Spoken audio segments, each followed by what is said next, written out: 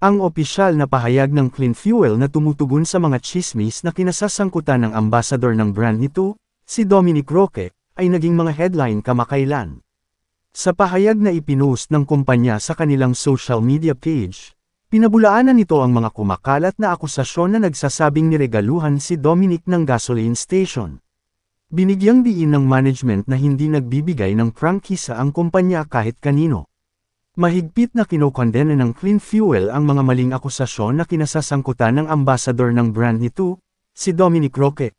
Masagot ang mga mapanlinlang na ulat at maling impormasyon na kumakalat sa social media, tiyak na itinatanggi namin ang alegasyon na nabigyan ng Clean Fuel gasoline station si Mr.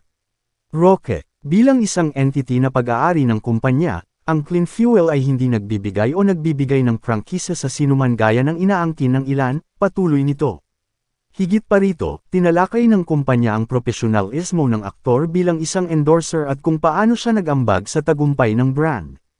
Sa kanyang kapasidad bilang brand ambassador, si G. Roque ay nagtrabaho at kinatawan ng profesional ang brand sa nakalipas na 6 na taon. Ang kanyang kontribusyon ay naging mahalaga upang ipakita ang imahe ng kumpanya at tagumpay ng brand.